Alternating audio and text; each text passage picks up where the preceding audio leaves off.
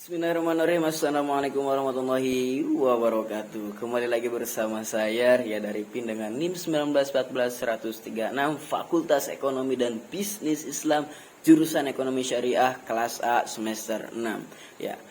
Video ini dibuat untuk memenuhi tugas ujian tengah semester saya dengan mata kuliah Manajemen Sumber Daya Insani dengan dosen pengampu Dr. Haji Syaiful Bahri SAG MM CHM. Iya, kita lanjut kepada topik yang kedua. Sebelumnya kita sudah membahas dari topik yang pertama, yaitu perbedaan antara manajemen sumber daya insani dan juga manajemen sumber daya manusia. Nah, di video kita yang kedua ini ataupun topik kedua ini kita akan membahas terkait dengan perencanaan sumber daya insani. Perencanaan sumber daya insani. Pada hakikatnya manusia itu adalah sumber daya yang harus memiliki soft skill dan juga hard skill yang nantinya akan berguna bagi dia sendiri, bagi orang lain, bagi nusa, bagi agama dan juga bagi negaranya. Karena kenapa? Karena kita dituntut untuk memiliki soft skill dan hard skill. Karena sebaik-baiknya manusia adalah manusia yang bermanfaat bagi orang lain. Dan sebagus-bagusnya manusia adalah manusia yang punya skill untuk manfaat secara lingkungannya. Nah, ketika kita sudah memiliki soft skill dan hard skill, maka kita akan lanjut kepada perencanaan sumber daya insani. Nah, apa sih itu perencanaan sumber daya insani? Sudah jelas bahwasanya perencanaan itu yaitu yang memiliki arti merencanakan sesuatu. Untuk apa? Untuk masa depan. Ya, berarti artinya perencanaan sumber daya insani itu adalah suatu ilmu yang memperkirakan kebutuhan tenaga kerja di masa mendatang. Ya, perlu kita ketahui bahwasanya zaman semakin berubah, setiap zaman ada tren yang berubah, ada pekerjaan yang berubah dan ada perusahaan yang naik dan ada perusahaan yang turun. Nah, di sini kita akan membahas terkait dengan analisa ataupun kebutuhan apa saja yang diperlukan di masa mendatang. Nah, kita ini sebagai kaum muda itu harus berpikiran jernih ya. Artinya harus bisa pandai-pandai melihat peluang. Jangan hanya kita fokus di masa kita sekarang, akan tetapi kita juga harus fokus dan memikirkan masa yang akan datang. Nah, disinilah peran MSDI, yaitu memperkirakan kebutuhan kita di masa mendatang sebagai tenaga kerja. Ya, artinya apa? Artinya mungkin jika nanti teknologi semakin canggih di masa mendatang, artinya kita membutuhkan skill kita untuk di teknologi itu. Setelah kita tahu skill kita ada di mana, maka kita akan membuat perencanaan di jangka pendek, di jangka menengah, dan juga di jangka panjang. Artinya kenapa harus begitu ya? Sudah saya katakan tadi bahwasanya kita itu jangan fokus di masa kita sekarang. Itu kan banyak contoh kasus perusahaan yang tidak bisa beradaptasi dengan perkembangan zaman ataupun kemajuan zaman.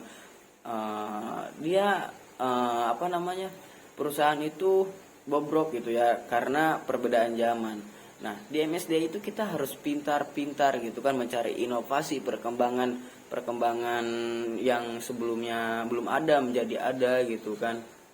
Nah, setelah kita mempersiapkan perencanaan kita jangka pendek, jangka menengah dan juga jangka panjang, kita juga harus bisa menyesuaikan minat dan keahlian kita itu di bidangnya.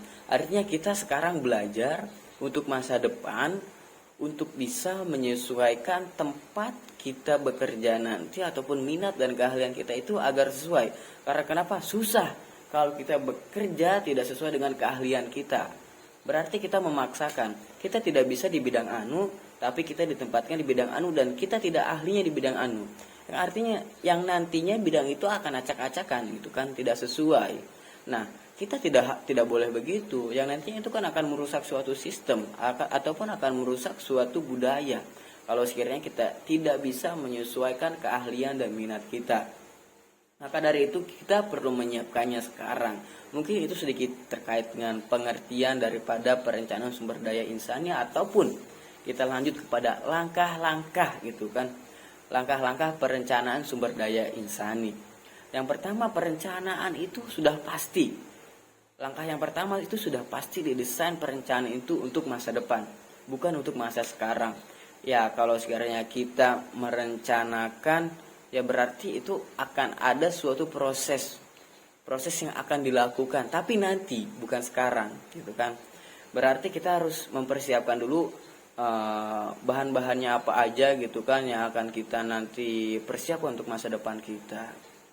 Yang kedua, perencanaan didesain agar bisa adaptasi di masa depan. Nah, sudah saya katakan tadi bahwasanya orang yang pintar itu bukan orang yang jaya di masanya, akan tetapi orang yang pintar itu adalah orang yang bisa beradaptasi di semua masa. Nah, tidak semua perusahaan ataupun tidak semua organisasi bisa beradaptasi dengan masanya ataupun dengan zamannya. Nah, kita itu harus bisa beradaptasi. Caranya bagaimana? Ya caranya tadi, kita harus mempersiapkan semuanya itu di sekarang gitu kan. Untuk kenapa kita harus menyiapkan sekarang? Ya nanti akan kepakai itu di masa depan gitu. Maksudnya begitu. Nah, yang ketiga, langkah-langkahnya itu adalah terkait dengan perencanaan itu ya tadi agar bisa menarik minat kita, bakat kita yang sesuai di bidangnya.